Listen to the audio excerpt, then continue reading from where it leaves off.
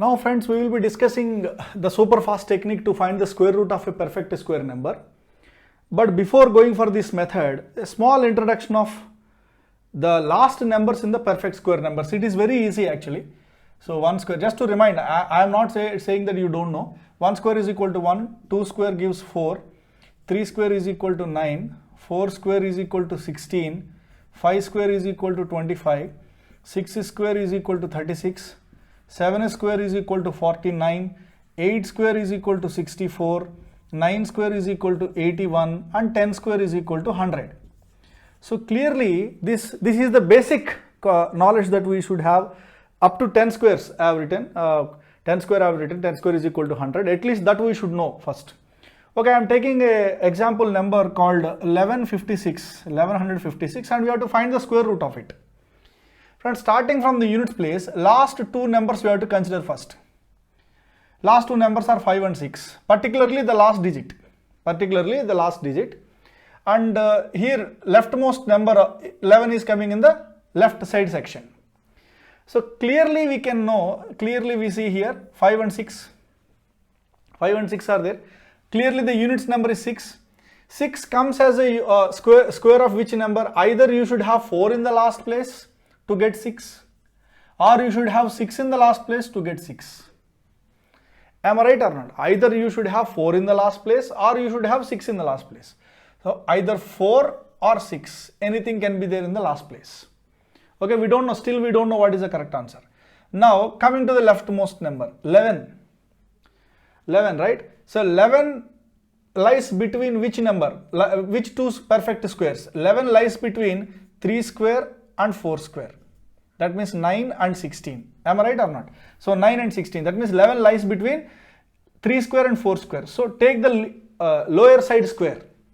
Take always the lower side square. What is the lower side square? 3. So attach this number here, 34, 36. So first I have seen last place 6 is there. Yes. So to have 6 in the last place, either we should have 4 in the square root or you should have 6 in the square root. Then only 34 into 34 we can get 6 in the last place, or 36 in the into 36 you can get. So 4 or 6 can be in the last place. That is the first logic. Now I have come to the left side section, 11. 11 lies between which two perfect squares? 11 lies between 3 square and 4 square. So I have taken the lowest number, least number. So the previous square. So that is 3. So 3 you should attach here, 34 and 36. That means your answer can be 34 or 36. We did not confirm. Now what you have to do? Multiply this 3 with the next number. That means these two numbers you have to add, 3 and 4. So what is the result? 12. These two numbers you multiply. You will get 12. If this result, compare this result with this number. If this number is less, if the leftmost number in the original number is less than this product, that means you have to take the low number. Here also you have to take the number which is less. If this result is more than this product, you should take the higher number. So for this number, 3 into 4, first you have taken this number, multiply with the next number, your result is 12. If this number, compare this number with this number, leftmost number, if this original number, whatever the leftmost number in the original number is, if the status of that original number is less than this product, you take the less number in your options. So your answer is 34. Okay, now I will take another example. So while I am explaining, you may think it is taking more time, but if you are practiced enough on your paper, you will do this in seconds. So I am taking another example, 7569. I have divided into two sections. 9 is there in the last place. That means in the last place you can have 3 or 7. It is not confirmed yet. 75 lies between which two squares? 75 lies between 8 square and 9 square. Take the least number, 8. So 83 or 87. Now multiply these 8 and 9. 8 into 9 is equal to how much? 8 into 9 is equal to 72. Compare with this number with the leftmost number. Compare this product with the leftmost number. If leftmost number is more or less, leftmost number is more than the product. Compare this product with the leftmost number. If the leftmost number in the original number, leftmost section number in the original number is more, then you take the highest number. So 87 is your answer. 87 is your answer. Okay, we will take further, some more examples we will take.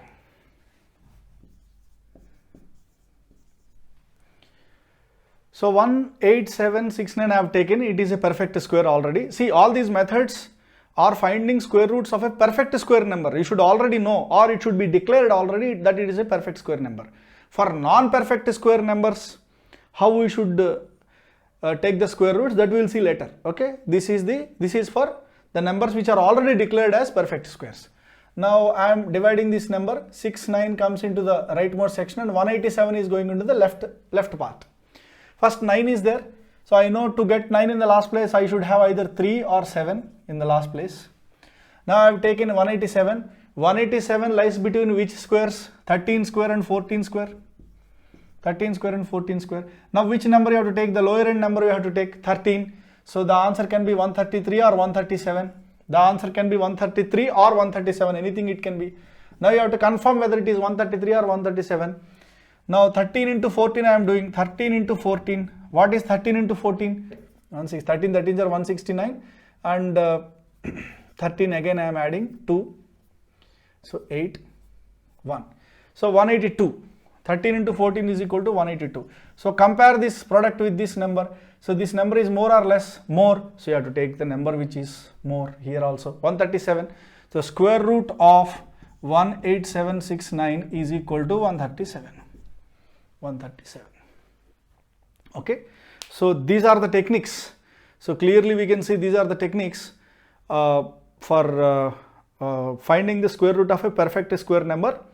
First we have discussed what is prime factorization method. Next we have discussed how to find it by square root. Long division, how to find the square root by using long division method. And here is the super fast technique by which we can find the square root of a perfect square number.